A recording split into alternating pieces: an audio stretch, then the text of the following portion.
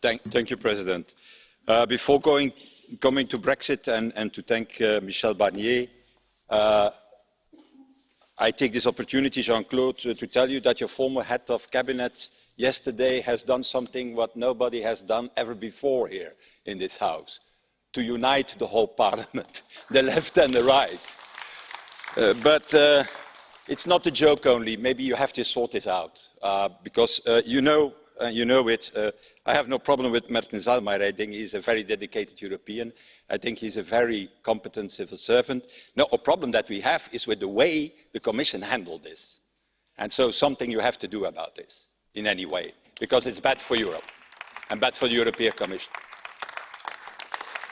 But that said, it's not only we that have to sort things out, the UK also, because as you have indicated, Jean-Claude, what the problem is today is that we don't have a proposal from the UK side on the future relationship of the Union. It's still lacking.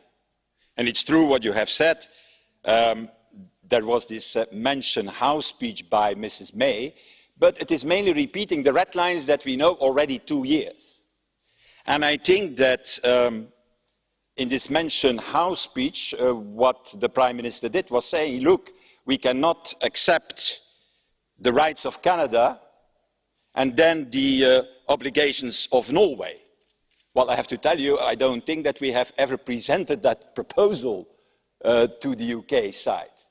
I think that the UK side have to understand that the opposite is also not possible.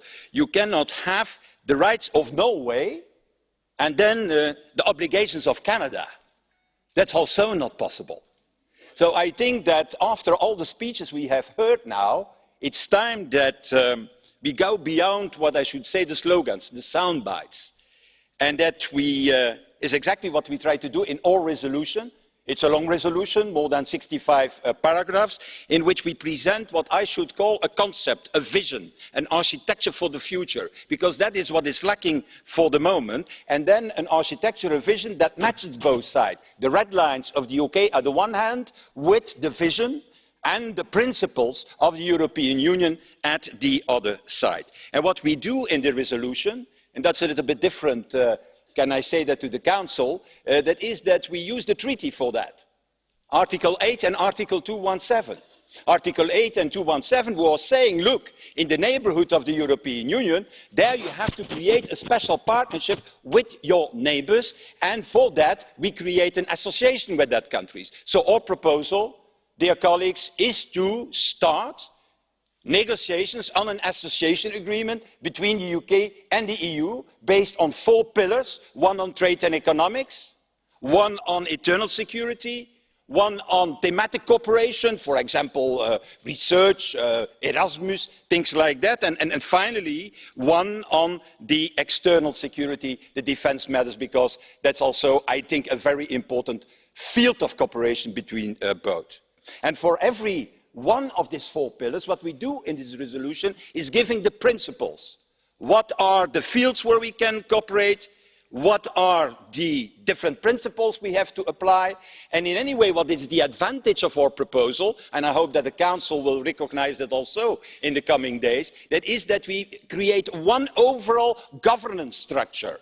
It's not an inflation of bilateral arrangements as we have with Switzerland, who will be the good basis for that special partnership, but one overall governance based on association. And I got the possibility last week to discuss it with David Davis, also the possibility to discuss it with the Prime Minister, and I'm quite confident that also ultimately Britain will see the advantages of such an approach, to have a decent, deep association partnership from both sides.